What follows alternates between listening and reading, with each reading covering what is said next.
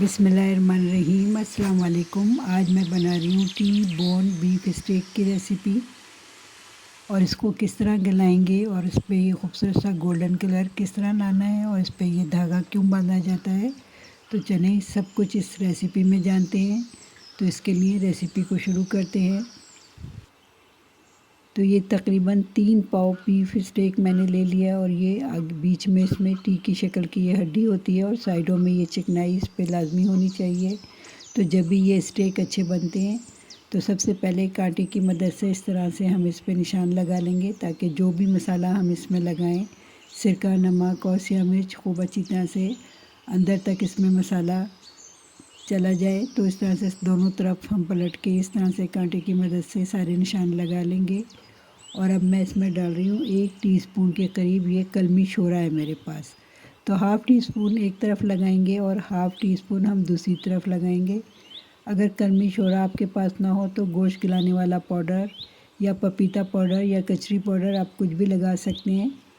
तो इसी तरह कलमी शोरा लगाने के बाद अब 1 टीस्पून मैंने नमक लिया है। तो नमक को हाफ़ टी स्पून एक तरफ से और हाफ़ टी स्पून एक तरफ, दोनों तरफ खूब अच्छी तरह से लगा लेंगे और खूब मसल के इसको लगाना है, ताकि अंदर तक ये सब चीज़ें गोश्त के अंदर तक जज़्ब हो जाएं। और इसी तरह 1 टीस्पून मैंने ले लिया है सिया मिर्च का पाउडर और इसको भी हम दोनों तरफ खूब मसल के लगाएंगे। हाफ़ टी स्पून एक तरफ लगाएंगे और हाफ़ टी स्पून हम दूसरी तरफ लगाएंगे और खूब अच्छी तरह से इसको भी मैंने मसल के लगा दिया है दोनों तरफ। अब इसमें हम डालेंगे 1 टीस्पून लहसुन का पेस्ट। तो लहसुन का पेस्ट भी हाफ़ टी स्पून एक तरफ लगाएंगे खूब अच्छी तरह और हाफ़ ही टी स्पून हम दूसरी तरफ लगाएंगे। और इसी तरह से अदरक का पेस्ट ले लूँगी 1 टीस्पून, उसको भी हाफ़ टी स्पून एक तरफ और हाफ़ टी स्पून एक तरफ लगाएंगे और दोनों तरफ खूब अच्छी तरह से इसको मसल के लगा देंगे। और अब इसमें हम डालेंगे 1 टेबल स्पून के करीब सिरका। तो 1 टीस्पून मैं एक तरफ लगाऊंगी और इसको खूब अच्छी तरह से इसमें लगा देंगे। उसके बाद पलट के 1 टीस्पून दूसरी तरफ लगाएंगे और दूसरी तरफ भी अच्छी तरह से इसको लगा लेंगे। और लगाने के बाद इसको हम एक धागा लेंगे इस तरह से और गोश्त का हम कलर धागा ले लें तो ज़्यादा बेहतर है, देखने में अच्छा लगता है। तो धागे को इस तरह से हम लपेट देंगे खूब अच्छी तरह से। धागा लपेटने का मकसद ये है कि इसकी शेप ख़राब ना हो बीफ स्टेक की, जब हम इसे पानी में भिगो के रखेंगे और फिर उसी पानी में हम इसे पकाएंगे। तो इस तरह से ये हम धागा लपेट देंगे, आखिर में एक गिरा बांध दें ताकि धागा खुल ना जाए। तो धागा इसलिए बांधा जाता है ताकि इसकी जो शेप है वो बरकरार रहे। तो इस तरह से धागा बांध के इसको रख देंगे। तो हड्डी आप देख रहे हैं बीच में टी की शक्ल की ये हड्डी होती है और साइडों में इसकी चिकनाई होती है। अब इसको हम एक प्याले में डाल देंगे और जो मसाला है वो भी सारा इसके अंदर डाल देंगे। और अब हम इसमें तकरीबन 1.5 गिलास के करीब पानी डालेंगे और पानी डाल के इसे हम 25 से 30 घंटे के लिए छोड़ देंगे और हर 4-5 घंटे बाद इस तरह पीस पलटेंगे ताकि हर पीस पानी में कुछ देर भीगा रहे। और अब इसे ढक के हम 25 से 30 घंटे के लिए छोड़ देंगे, फ्रिज में रख दें, गर्मी है तो। और देखें अब ये 30 घंटे तकरीबन इसको हो चुके हैं, मैं निकाल के ले आई हूँ। अब इसे एक पैन में डाल देंगे और बाकी जो पानी इसका था वो भी इसी के ऊपर डाल देंगे और इसी पानी में हमने इसको पकाना है। चूल्हे को ऑन करेंगे और फ्लेम को स्लो टू मीडियम पे रखते हुए इसको पहले एक तरफ से खूब अच्छी तरह से पका लेंगे। जब उबाल आना शुरू हो जाए तो ढकना लगा के इसको हम पकने देंगे। स्लो फ्लेम में ही रखनी है ताकि जल ना जाए। और कुछ देर बाद खोल के हम इस पीस को, बीफ स्टेक को पलट देंगे और दूसरी तरफ से भी पकने देंगे।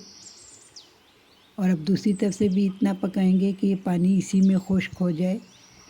तो कुछ ही देर बाद देखें, अब मैं ढकना खोल रही हूँ तो ये पानी इसका खूब अच्छी तरह से खुश्क हो चुका है और थोड़ा बहुत जो बाकी है इसको हम इस तरह से भून के इसको खुश्क कर लेंगे। एक तरफ बड़ा खूबसूरत सा कलर आ चुका है, इसी तरह पलट के दूसरी तरफ भी यही खूबसूरत कलर लाना है। और हमने इसमें घी का इस्तेमाल नहीं करना क्योंकि इसके साइड में जो चिकनाई है इसी का काफ़ी घी होगा और उसी में हम इसे भूनते जाएंगे। तो ये देखें गोश्त हड्डी से बिल्कुल अलग हो रहा है और ख़ूब अच्छी तरह से, ये इसका मतलब है कि ये गल चुका है।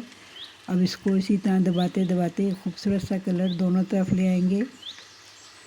तो ये देखें दोनों तरफ बड़ा खूबसूरत सा कलर आ चुका है और ये गोश्त खूब अच्छी तरह से गल चुका है, हड्डी पे से बिल्कुल अलग हो रहा है। तो बस अब ये रेडी है। इसको इसी तरह से हम भून लेंगे थोड़ी देर। तो ये देखें इस तरह से भून के मैंने इसे रेडी कर लिया है। बड़ा खूबसूरत से इस पर कलर आ चुका है और खूब अच्छी तरह से ये पक चुका है।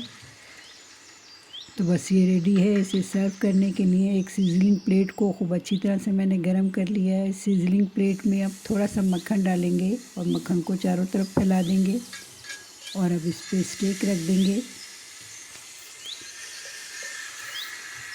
और इसके बाद इसमें हम बीफ स्टेक की सॉस डाल देंगे। सॉस की रेसिपी मैं फिर कभी शेयर करूँगी, वीडियो क्योंकि लंबी हो जाती है, इसलिए मैंने यहाँ पे बीफ स्टेक की सॉस की रेसिपी नहीं डाली। लेकिन मेरी पहले वाली एक वीडियो में, बीफ स्टेक की वीडियो में, मैंने सॉस की रेसिपी डाली हुई है, आप उधर से जाके देख सकते हैं। अब इसको सर्व करने से पहले इसका धागा काट देंगे और अलग कर देंगे। और ये देखें किस कदर अच्छी तरह से ये गला हुआ है। तो ये मैं आपको दिखा रही हूँ, इतना ये गला हुआ होना चाहिए। तो तैयार है हमारी आज की रेसिपी, बीफ स्टेक की recipe, T bone beef steak की रेसिपी। तो मेरी ये रेसिपी आपको कैसी लगी? अच्छी लगी हो तो मेरे चैनल को लाइक कीजिए, सब्सक्राइब कीजिए, शेयर कीजिए। चैनल पे नए हैं तो इसको सब्सक्राइब ज़रूर कर लें। फेसबुक पे देख रहे हैं तो फेसबुक पे भी इसे शेयर कीजिए, फॉलो कीजिए। इस दुआ के साथ कि अल्लाह हम सब का हामी नासिर हो। अगली वीडियो तक के लिए अल्लाह हाफ़िज़।